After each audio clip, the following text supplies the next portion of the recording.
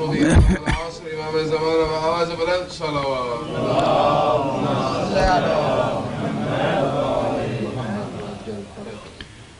فاتحة. بسم الله الرحمن الرحيم مالك يوم الدين إياك نعبد وإياك نستعين اهدنا الصراط المستقيم صراط غير المغضوب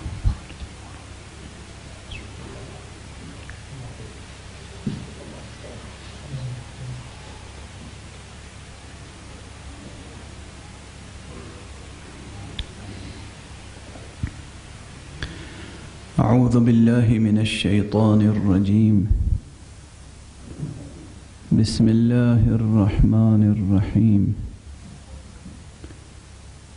الحمد لله رب العالمين، والصلاة والسلام على أشرف الخلائق أجمعين، سيدنا وسيد الأولين والآخرين، حبيبنا وحبيب إله العالمين، إمام المرسلين وخاتم النبيين، أبي القاسم المصطفى محمد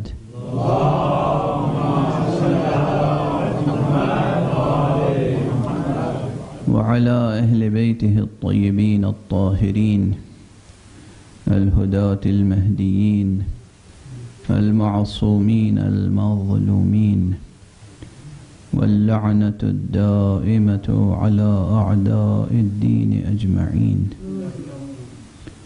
أما بعد، فقد قال الله تعالى عز اسمه في محكم كتابه ومتقن خطابه.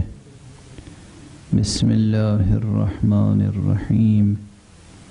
يا أيها الذين آمنوا إن تتقوا الله يجعل لكم فرقانا ويكفر عنكم سيئاتكم ويغفر لكم والله ذو الفضل العظيم. صدق الله العلي العظيم.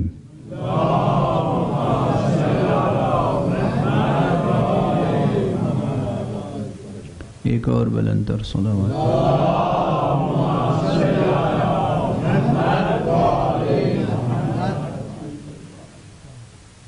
سورہ مبارکہ انفال کی یہ آیت، جس کے متعلق میں نے عرض کیا کہ یہ غرر آیات میں سے،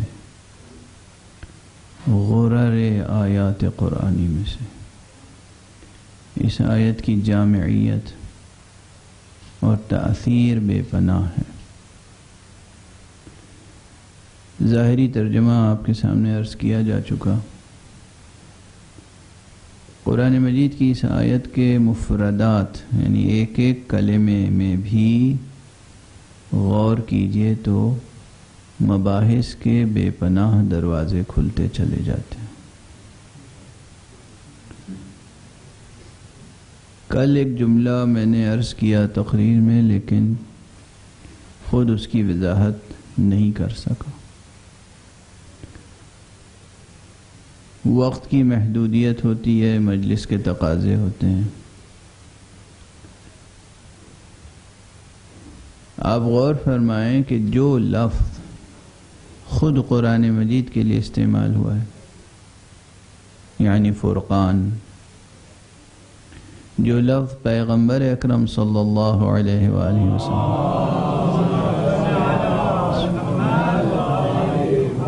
کے لیے استعمال ہوا ہے کہ خود آپ کی ذات گرامی فرقان ہے.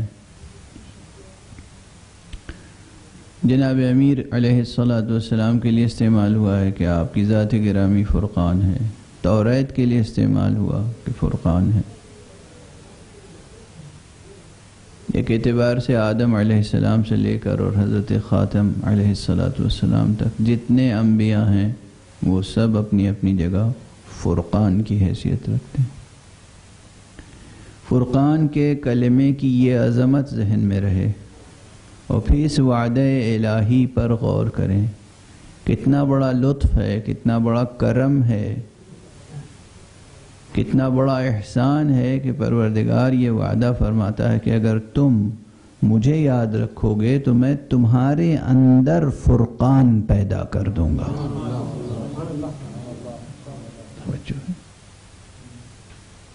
کیا قیامت کا وعدہ ہے. یہ ایسے ہی سرسری طور پہ آپ گزر جائیں گے اسے سن کے اور پڑھ کے. قرآن کی آیت ہے آخر. ان تتقوا اللہ یجعل لکم فرقانا. تم تقوی اختیار کرو گے، پرہیزگاری اختیار کرو گے، میرا لحاظ رکھو گے، میری پرواہ کرو گے، تو میں تمہارے لیے فرقان قرار دوں گا. کیا احسان ہے.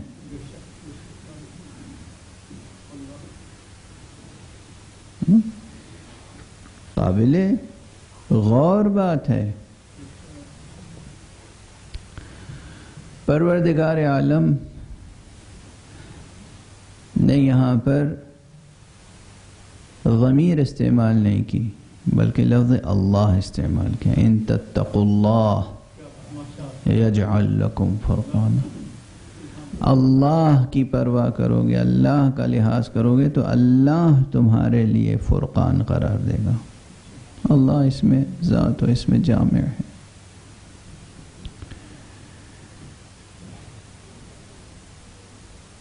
یہیں سے اور اس سے قبل سورہ مبارک بقرہ ہی میں ایک مقام پر یہ بھی کہا گیا ہے کہ تم تقوی اختیار کرو، اللہ تمہیں تعلیم دے گا.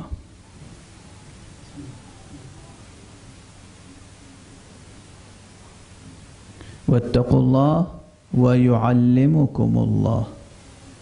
تم تقوی اختیار کرو، اللہ تمہیں تعلیم دے گا. یعلمکم اللہ، یعلمکم اللہ، اللہ تمہیں تعلیم دے گا. اللہ معلم ہوگا، تم متعلم ہوگے. توجہ ہے. یہ قرآن ہے، یہ قرآن ہے. اس اعزاز کو اپنے ہاتھ سے جانے نہ دیں. بس کوشش یہ کریں کہ یہ اعزاز، یہ عزت، دیکھیں نا کسی بڑے اسکول میں ہو، کسی بڑے کالج میں ہو، یونیورسٹی میں داخلے کے لیے کتنی کوششیں کرتے ہیں آپ اپنے بچوں کے لیے. اور کسی اچھی یونیورسٹی میں بھی جانے کے بعد آکسفورڈ پہنچ گئے، کیمبرج پہنچ گئے، کہیں پہنچ گئے، تو جو اچھے اسٹوڈنٹس ہوتے ہیں وہ پھر ایک ڈپارٹمنٹ میں کئی پروفیسر ہوتے ہیں، تو چاہتے ہیں جو دنیا کا سب سے مشہور پروفیسر ہو وہ میرا خاص استاد ہو. میں پی ایچ ڈی کروں تو اس کی نگرانی میں کروں. میرا سپروائزر، میرا گائیڈ، میرا ٹیچر وہ پروفیسر ہو کہ جو دنیا کا سب سے مانا جانا پروفیسر ہو. کوشش ہوتی ہے، یعنی سب سے بڑے استاد کی تلاش ہوتی ہے، اور وہ اپنے لیے اعزاز کی بات ہوتی ہے. یہ کتنے بڑے اعزاز کی بات ہے کہ خدا فرما رہا ہے تم تقوی اختیار کرو، میں تمہیں پڑھانے کے لیے موجود ہوں، میں تعلیم دوں گا. واتقوا اللہ ویعلمکم اللہ. اللہ تمہیں تعلیم دے گا. اللہ اکبر. غور کیجئے. ماہ مبارک رمضان ہے اور آج جو شب ہے وہ شب قدر ہے، 23ویں شب قدر. یہ عزم کر لیجئے کہ آج کی شب ایک رشتہ خدا سے ایسا قائم ہو جائے کہ آپ اس کے شاگرد ہو جائیں، وہ آپ کا معلم ہو جائے.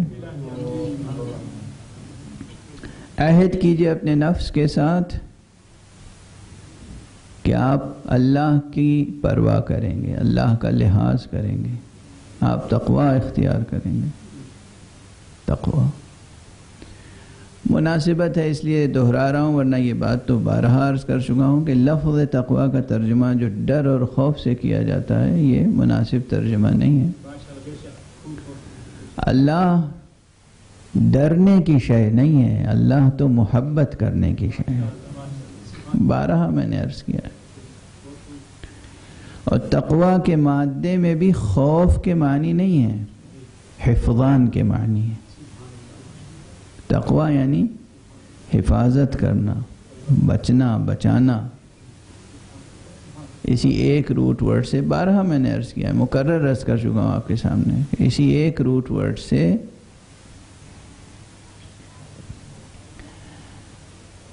تقیہ بھی ہے اور اسی سے تقوی بھی ہے۔ تقیہ نام ہے صاحب ایمان کو بچانے کا، اور تقوی نام ہے خود ایمان کو بچانے کا۔ تقیہ نام ہے دیندار کو بچانے کا، تقوی نام ہے دین کو بچانے کا۔ تقیہ نام ہے صاحب مذہب کو بچانا، اور تقوی نام ہے خود مذہب کی حفاظت کرنا۔ مومن جب باقی نہیں رہے گا تو ایمان تو مظروف ہے نا۔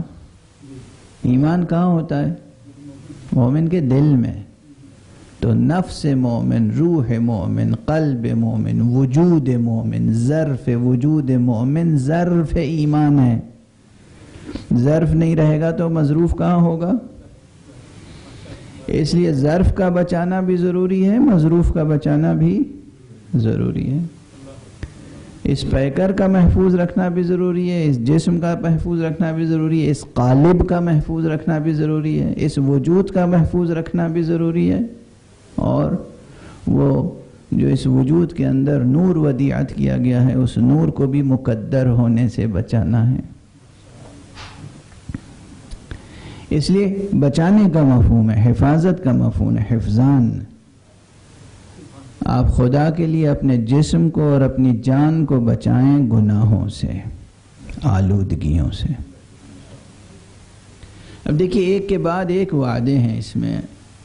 ایک وعدہ تو یہ ہے جو خود سب سے بڑا وعدہ ہے، اس سے بڑی کوئی چیز نہیں ہو سکتی، کہ تم اللہ کے لیے تقوی اختیار کرو گے تو اللہ تمہارے لیے فرقان قرار دے گا۔ وہ قوت امتیاز جو حق و باطل کے درمیان، حلال و حرام کے درمیان، خیر و شر کے درمیان، حسن و قبح کے درمیان تمیز پیدا کر دے گی۔ دوسرا وعدہ وَيُكَفِّرْ عَنْكُمْ سَيِّئَاتِكُمْ۔ دیکھیے ایک یہ ہوتا ہے کہ تمیز، قوت تمیز ہے، اچھائی اور برائی کو پہچانتے ہیں۔ یعنی آج سے اگر آپ کے اندر، ہمارے اندر یہ قوت پیدا ہوئی تو اب جو آنے والے زندگی کے لمحات ہیں اس میں ہم پہچان کے قدم اٹھائیں گے، لیکن پچھلی زندگی میں جو کچھ ہم کر چکے اس کا کیا ہوگا؟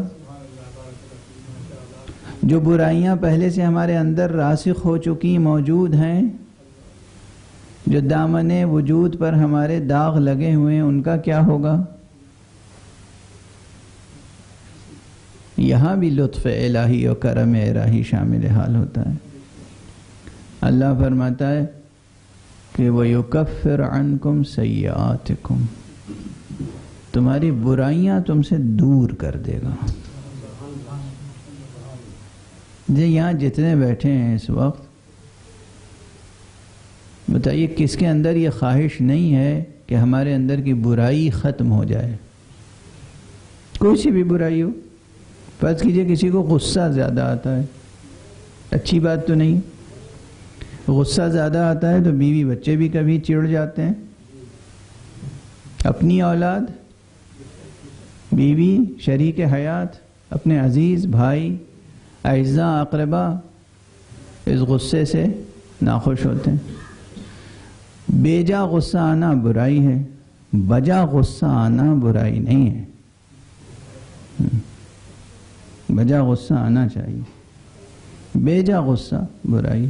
اگر یہ برائی ہے کہ حد سے زیادہ غصہ آتا ہے، ایک برائی ہے معمولی سی، آپ معمولی سمجھتے ہیں، یہ برائی غیر معمولی برائی ہے، اور کون نہیں چاہتا کہ یہ اپنے اندر سے دور ہو جائے؟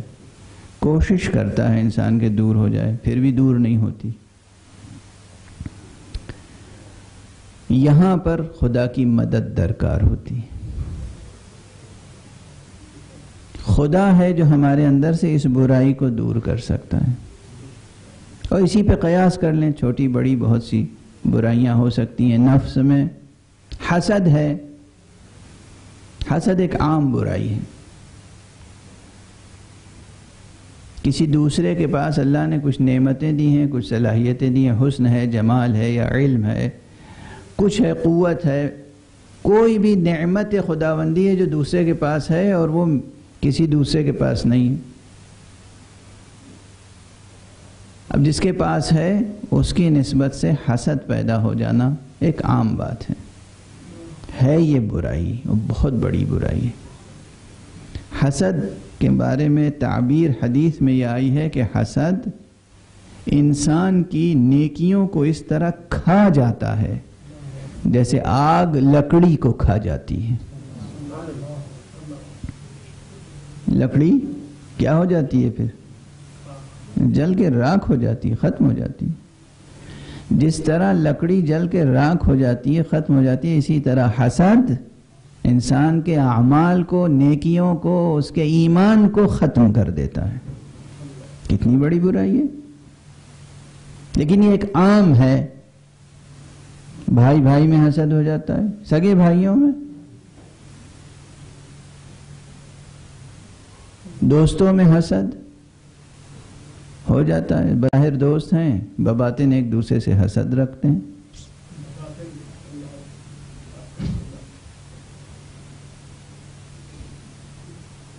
امیر المومنین علی ابن ابی طالب علیہ السلام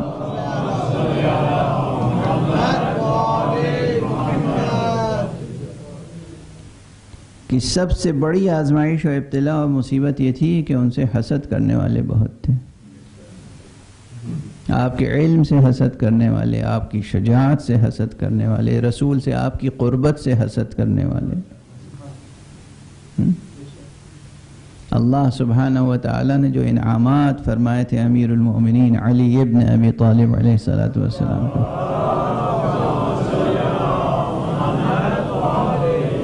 اس سے حسد کرنے والے بے پناہ لوگ تھے. تو اس حسد سے کون بچا سکتا ہے؟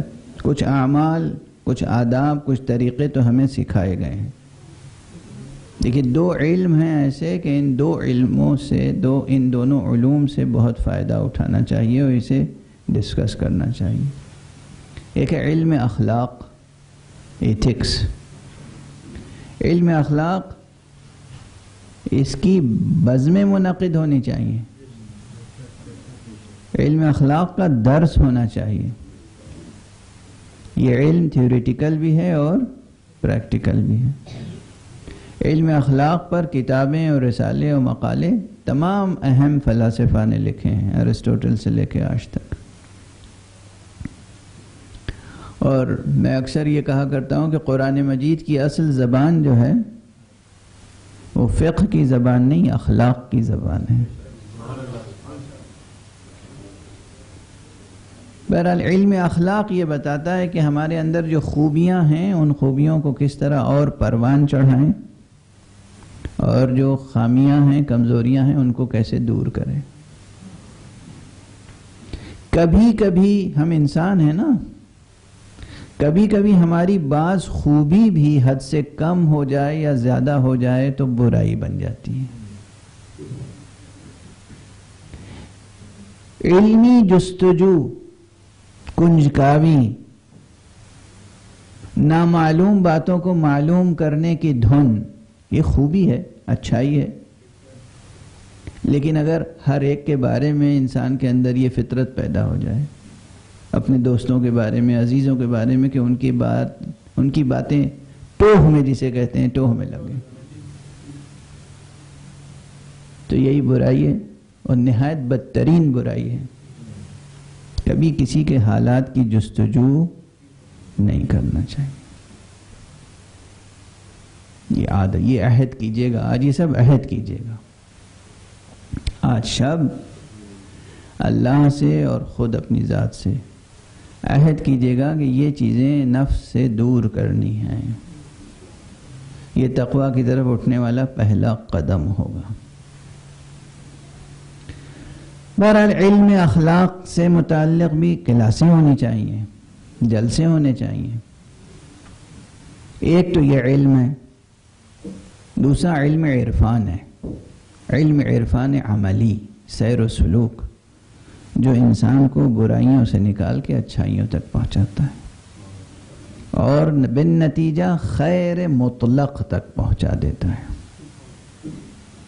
سیر و سلوک کہتے ہی اسے، سیر یعنی چلنا، دھیرے دھیرے انسان کو اس راستے پہ لے چلتا ہے کہ جو راستہ اللہ کی طرف سے نعمتیں حاصل کرنے والوں کا راستہ ہے۔ صراط الذین انعمت علیہم غیر المغضوب علیہم ولا الضالین۔ نہ گمراہوں کا راستہ، نہ ان کا راستہ جن پر اللہ کا غضب ہوا ہے، بلکہ ان کا راستہ جن پہ اللہ کا انعام ہوا ہے۔ یہ سیر و سلوک اور علم اخلاق، یہ دو علم ایسے ہیں جو انسان کو برائیوں سے نکال کے اچھائیوں تک لے جاتے ہیں۔ یہ تو علمی طریقہ ہے، لیکن یہ آپ صرف کتابیں لے کر پڑھتے رہیں،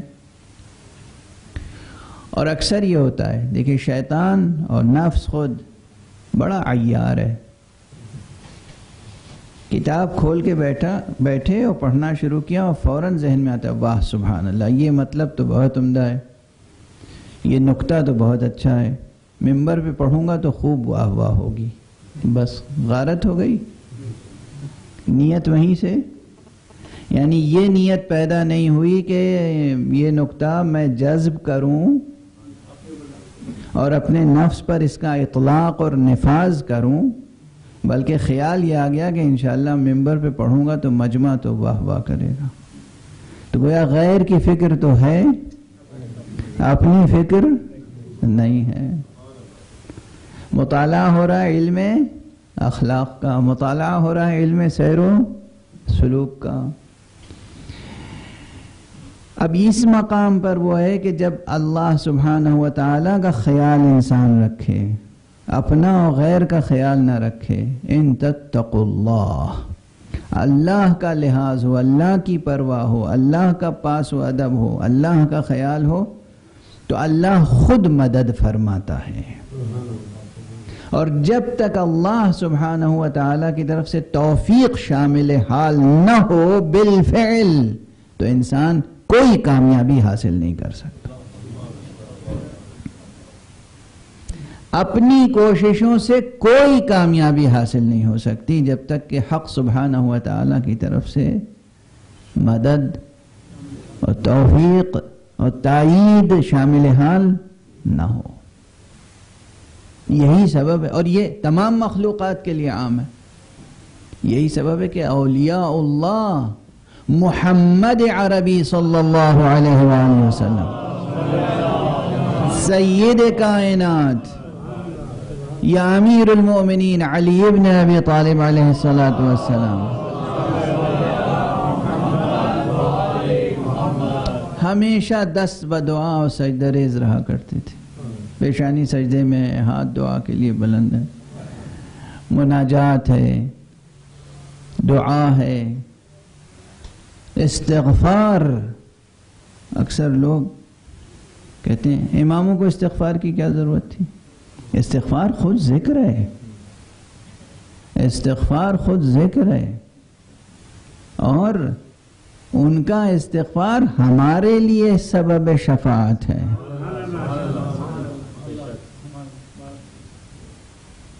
لیکن یہ تمام مسائل حل ہوتے چلے جاتے ہیں، یہ تمام سوالات و شکوک و شبہات دور ہوتے چلے جاتے ہیں اگر انسان کے پاس تھوڑا سا بھی یہ شعور ہو کہ خود ذات حق سبحانہ و تعالی کتنی بلند ہے۔ بلندی ذات حق، علو و عظمت ذات حق۔ نمازیں تو خوب پڑھتے ہیں، نماز میں تین چیزوں کا نماز میں بطور خاص احساس پیدا کر لینا چاہیے، احساس و ادراک و شعور۔ تین چیزیں، اگر تین باتیں سمجھ میں آ گئیں ذات حق کی نسبت سے، تو سمجھیے کہ آپ کی نماز ہو گئی اور نماز کا ثمرہ آپ کو حاصل ہو گیا۔ وہ تین چیزیں کیا کیا ہیں؟ قیام کی حالت میں اللہ کی تکبیر کہتے ہیں ہم، اللہ اکبر، اللہ کی بڑائی، تکبیر۔ رکوع کی حالت میں اللہ کی عظمت کا کلمہ پڑھتے ہیں، سبحان ربی العظیم و بحمدہ، اور سجدے کی حالت میں اللہ کی بلندی اور علو کا کلمہ پڑھتے ہیں، سبحان ربی الاعلی و بحمدہ۔ اللہ کا علو، اللہ کی بلندی، اللہ کی عظمت اور اللہ کی بڑائی، یہ تین چیزیں اگر ذرا سا بھی ادراک ہو جائے تو انسان کبھی نصیری نہ بنے، اچھا خاصا شیعہ بنا رہ جائے۔ صلوات پڑھ دیجئے محمد۔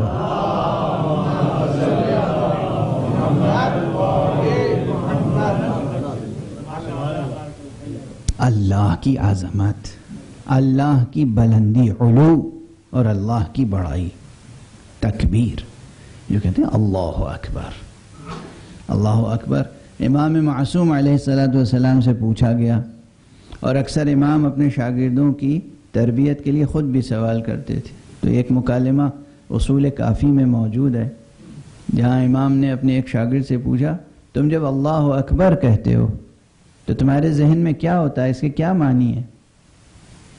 تو شاگرد نے کہا کہ اللہ اکبر کے معنی ہم یہ سمجھتے ہیں کہ اللہ ہر شے سے بڑا ہے، اللہ اکبر من کل شے۔ کہا نہیں، ایسا نہیں کہو، چونکہ شے یعنی یہ کائنات آپ نے تصور کر لی کائنات سے بڑا ہے، یعنی پھر بھی محدود ہو گیا۔ ذہن میں ایک تصور تو ہوا نا، یہ کائنات تصور کی اور کہا اس سے بڑا ہے خدا، کہا پھر کیا کہیں فرزند رسول؟ کہ یوں یہ مفہوم ذہن میں ہونا چاہیے کہ اللہ اکبر من ان یوصف، اللہ اس سے بڑا ہے کہ اس کی توصیف کی جا سکے۔ ممکن نہیں ہے توصیف حق سبحانہ و تعالی۔ اگر یہ بات ذہن میں، اللہ اتنا بڑا ہے کہ اس کی توصیف ممکن نہیں ہے۔ یہ جو سائنسدان حضرات کہتے ہیں کہ اللہ کو کیسے ہم پہچانیں اور اللہ کی کیا ڈیفینیشن، اللہ ممکن نہیں ہے کہ اسے ڈیفائن کر سکیں۔ آپ ایسی کوشش کر رہے ہیں جو ممکن نہیں ہے، ڈیفائن نہیں کر سکتے حق سبحانہ و تعالیٰ کو۔ اللہ کی عظمت، بڑائی، کبریائی، اور پھر جب رکوع میں جاتے ہیں تو اللہ کی عظمت، سبحان ربی العظیم و بحمدہ، عظمت۔ سجدے میں جاتے ہیں تو علو پروردگار، سبحان ربی الاعلی و بحمدہ۔ اگر یہ تین صفتیں واقعاً سمجھ میں آ جائیں، ذرا سا، پوری تو کیا سمجھ میں آئیں گی، ذرا سا ادراک ہو حق سبحانہ و تعالیٰ کی کبریائی کا، عظمت کا، علو کا، تو انسان کبھی محمد کو خدا نہیں کہے گا، علی کو خدا نہیں کہے گا۔ اور جب محمد دست بدعا ہوں گے تو بات سمجھ میں آئے گی۔ علی ابن ابی طالب جب دست بدعا ہوں گے تو بات سمجھ میں آئے گی۔ جب یہ انبیاء اور ائمہ، یہ معصومین، یہ اولیاء اللہ، یہ انسان کامل جب مناجات کرتے ہوئے نظر آئیں گے تو بات سمجھ میں آئے گی، حیرت نہیں ہوگی۔ یہ حیرت و یہ شکوک و شبہات سب جہل کی بنا پہ ہے، جاہل ہیں، واقف نہیں ہیں۔ اگر موقع ہو تو آج امیر المومنین علی ابن ابی طالب علیہ السلام کی وہ مناجات بھی پڑھیے گا، زیادہ وقت نہیں لگتا ہے، لیکن وہ مناجات کیا عظیم مناجات ہیں۔ ابھی کچھ ہی عرصے قبل انتقال ہوا ہے ہمارے شیخ اجازہ اور عظیم المرتبت عالم جو یہاں بھی تشریف لائے تھے، اور پچھلے ماہ مبارک رمضان میں انہوں نے یہاں نماز جمعہ پڑھائی تھی۔ بے پناہ شفقت فرماتے تھے مجھ پر۔ علامہ آیت اللہ شیخ محمد مہدی آصفی اس ماہ مبارک میں وہ ہمارے درمیان نہیں ہیں، دنیا میں موجود نہیں ہیں۔ انہوں نے 2 مرتبہ مجھ سے، بلکہ 3 مرتبہ مجھ سے یہ بات دہرائی ہے۔ ایک مرتبہ خود نجف اشرف میں امام امیر المومنین علیہ السلام کے حرم مبارک میں، انہوں نے فرمایا کہ دیکھو مسجد کوفہ میں جاؤ، اب بھی سحر میں علی کی مناجات کی آواز سن سکتے ہو۔ اللہ اکبر، کیا مقام ہے! خود اس بزرگوار کا کیا مقام تھا، بغیر سنے تو اس نے ہم سے نہیں کہا کہ تم سن سکتے ہو۔ یہ مناجات جس کے فقرے اس طرح سے کہیں، مولا یا مولا انت المولا وانا العبد وهل يرحم العبد الا المولا، اے میرے مولا، اے میرے آقا، تو آقا ہے، میں بندہ ہوں، اور یہ بتا بندے کے اوپر آقا کے علاوہ بھی کوئی رحم کرنے والا ہے؟ مولا یا مولا یا انت الخالق وانا المخلوق وهل يرحم المخلوق الا الخالق، اے میرے آقا، اے میرے مولا، تو خالق ہے، میں مخلوق ہوں، یہ بتا دے مخلوق پر خالق کے علاوہ بھی کوئی رحم کر سکتا ہے؟ مولا یا مولا یا انت الغنی وانا الفقیر وهل يرحم الفقیر الا الغنی، پروردگار میرے مولا، میرے آقا، میرے معبود، تو غنی ہے، میں فقیر ہوں، یہ بتا فقیر کے اوپر غنی کے علاوہ بھی کوئی رحم کرتا ہے؟ اور اسی طرح فقرے، یہ مناجات بے پناہ ہے۔ کس کی مناجات ہے یہ؟ علی ابن ابی طالب، ابو تراب، ابو الحسن، ابو الحسنین، ابو الائمہ، ابو تراب، علی ابن ابی طالب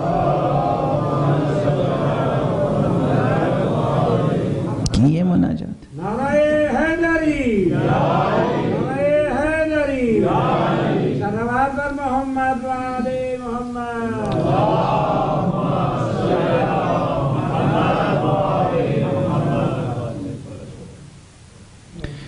دیکھیے مقام مناجات و دعا میں کبھی کبھی عجب کیفیتیں ہوتی ہیں۔ ابھی میں مشہد مقدس میں تھا، ایک طالب علم نے مجھ سے پوچھا کہ یہ بتائیے میں کیا پڑھوں، کیسے مناجات کروں، کیسے دعا کروں؟ ظاہر مولا امام رضا علیہ السلام کا حرم تھا سامنے، ساحل میں ایک گفتگو تھی۔ میں نے کہا دیکھو یہ پوری جو دعائیں ہیں نا، یہ دعائے کمیل اور یہ دعائے صباح اور یہ دعائے سماعت اور دعائے یستشیر، خود دعائے جوشن کبیر انشاءاللہ شب میں پڑھنے کی کوشش کریں گے، یا یہ مناجاتیں، یہ پوری دعائیں اور مناجاتیں ہم برسبیل حکایت، بعنوان حکایت پڑھ لیں تو پڑھ لیں، یعنی اے پروردگار میں ان کلمات کے ذریعے سے تیری رحمت کا ملتمس و ملتجی ہوں جو کلمات تیری بارگاہ میں تیرے ان بندوں نے نظر کیے ہیں، ورنہ یہ کلمات ہماری صدائے حال تو بن نہیں سکتے، ہم اس قابل نہیں ہیں کہ اپنی زبان سے یہ الفاظ بھی کہہ سکیں صادقانہ۔ مثلا میں نے اسے مثال دی کہ یہی مناجات ہے، ایک یہی فقرہ، مولا یا مولا انت المولا وانا العبد، اللہ اکبر۔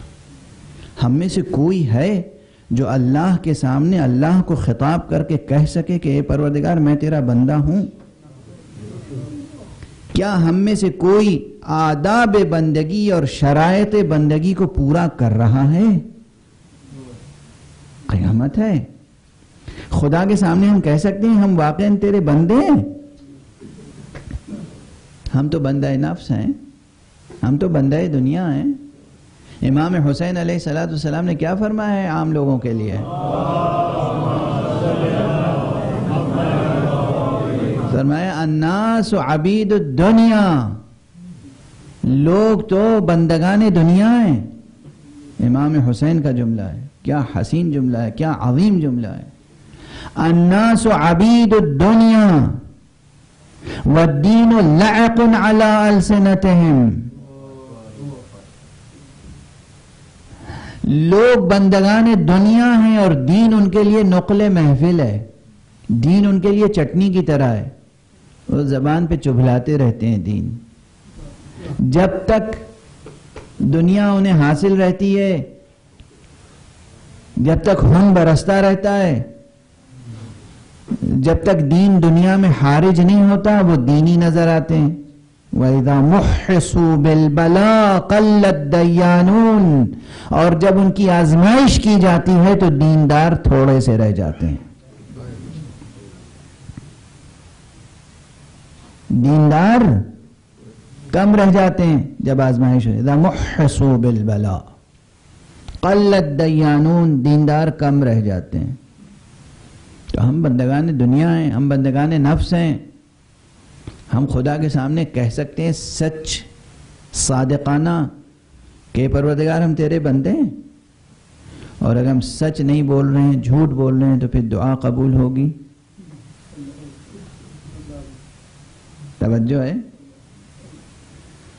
کہاں کس مقام پہ کھڑے ہو کے کس سے جھوٹ بول رہے ہیں، کس سے غلط بیانی کر رہے ہیں؟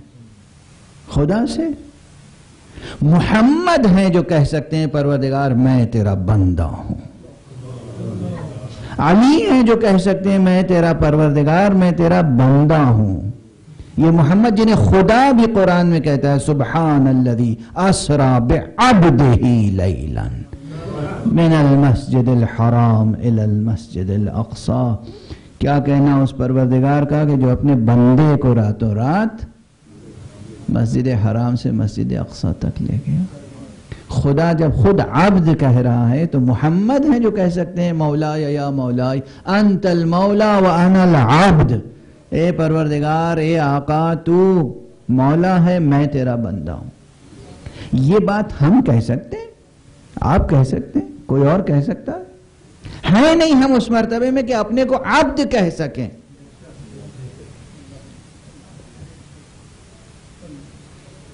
توجہ ہے کہ دعا پڑھنے میں صدق، صادقانہ مقام پا لینا کتنا بلند مقام ہے.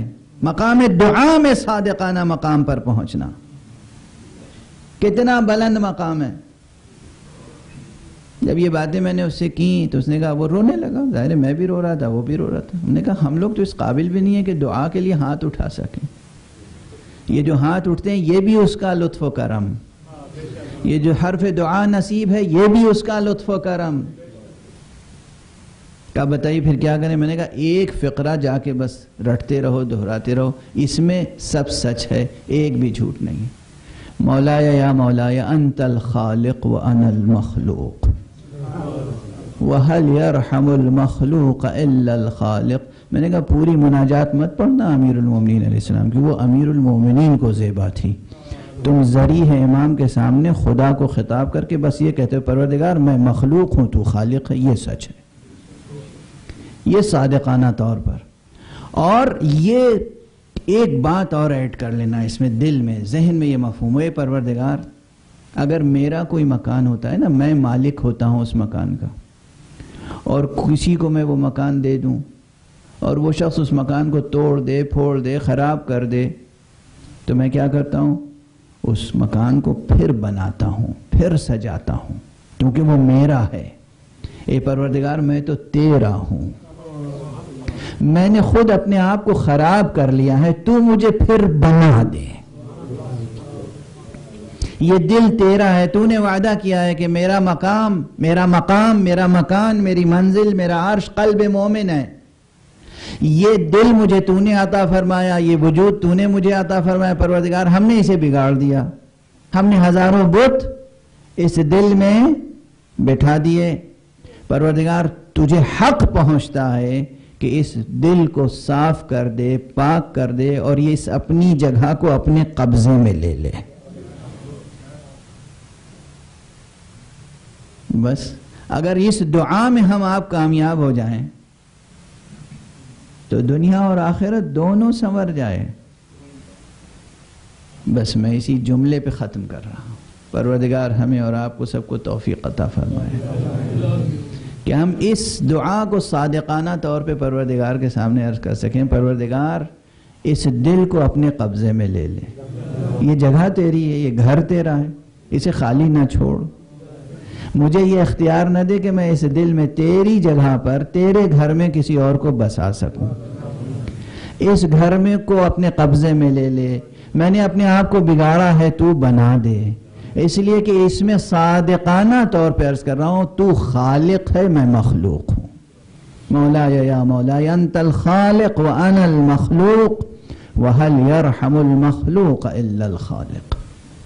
ہمارا سلام ہو ان ہستیوں پر جنہوں نے ہمیں یہ شعور عطا کیا، یہ کلمات عطا کیے۔ یہ الفاظ بھی اگر علی نہ ہوتے تو ہم یہ الفاظ کہاں سے سیکھتے؟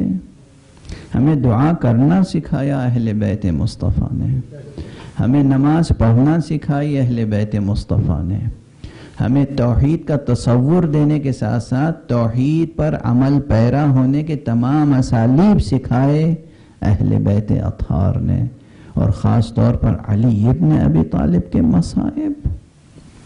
گزشتہ کئی شبوں سے حضرت کے مصائب ہی کا بیان ہو رہا ہے، لیکن حقیقتاً اگر ہمارے دل بیدار ہوں اور ہم پوری سیرت امیر المومنین سے واقف ہوں، آشنا ہوں، تو ہمیں اندازہ ہوگا کہ ہر لمحہ حضرت کی زندگی کا مصیبتوں سے دوچار تھا۔ ہر لمحہ جو اہل دنیا کی طرف سے اذیتیں وارد ہوتی تھیں، اہل دنیا، اہل ہوس، اہل حسد، دشمن، خدا ناشناس لوگ علی سے انتقام لیتے تھے ہر بات کا۔ دشمنی اللہ اور رسول سے ہوتی تھی، انتقام علی سے لیا جاتا تھا۔ یہ ہے سچی تاریخ۔ جس قدر آپ تاریخ اسلام میں ڈوبتے چلے جائیں گے، آپ کو یہی ملے گا کہ دشمنی خدا سے، دشمنی جبرائیل سے، دشمنی محمد سے، اور وہ دشمنی نکالی جاتی تھی علی ابن ابی طالب اور عترت مصطفیٰ صلی اللہ علیہ وآلہ وسلم سے، یہاں تک کہ بس آج تفصیل سے مصائب گزارش کرنے کا ارادہ نہیں ہے، مگر یہ کہ ہماری طبیعتیں اس قدر نرم اور گداز ہو جائیں کہ ہم پوری توجہ سے مناجات کر سکیں۔ کربلا میں امام حسین علیہ السلام نے جو آخری خطبہ ارشاد فرمایا ہے، اور جس میں فرمایا ہے کہ یہ بتاؤ آخر تم ہمیں کیوں قتل کرنا چاہتے ہو؟ کیا ہم نے شریعت بدل دی ہے؟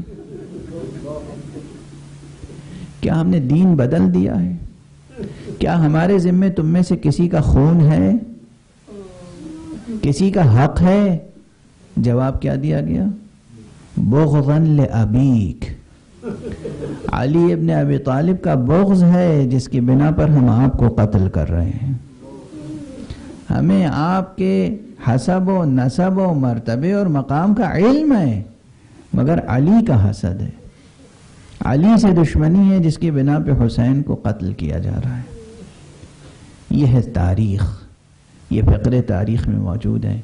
پروردگار کی لعنتیں ہوں دشمنان خدا، دشمنان رسول، دشمنان محمد و آل محمد پر، ان پر جنہوں نے وہاں ظلم کیا، اور ان سب پر جو قیامت تک پیدا ہوں گے اور ان کے ظلم و ستم پر راضی ہوں گے۔ پروردگار ان سب پہ نفرین فرما، ان سب کو اپنی رحمت سے دور فرما۔ پروردگار آج جو روئے زمین پر دشمنان علی و اولاد علی ہیں، ان سب کو نیست و نابود فرما۔ پروردگار یمن کے مومنین کی مدد فرما، عراق کے مومنین و مسلمین کی مدد فرما، پاکستان اور افغانستان اور ہندوستان اور ایران اسلامی میں جہاں جہاں بھی روئے زمین پر اہل اسلام ہیں، اہل ایمان ہیں، تیرے سچے بندے ہیں، ان سب کی مدد فرما۔ پروردگار ہمیں توفیق عطا فرما کہ ہم ان کے درد و غم میں شریک ہو سکیں۔ پروردگار جو اہل ثروت ہیں، جو اہل استطاعت ہیں، جو اہل صلاحیت ہیں، انہیں توفیق عطا فرما کہ وہ دنیا کے مظلوموں کے غم میں شریک ہو سکیں، یتیموں کی سرپرستی کر سکیں، بیواؤں کی مدد کر سکیں، شہیدوں کے کنبوں کی رسیدگی کر سکیں۔ پروردگار ان شہداء کے خون کو قبول فرما، اور شہید کربلا کے صدقے میں وارث حسین، وارث زہرا حضرت امام عصر کو جلد از جلد اذن ظہور عطا فرما، اور ان کے ہاتھوں سے اپنی رحمت و رافت کا پرچم لہرا دے۔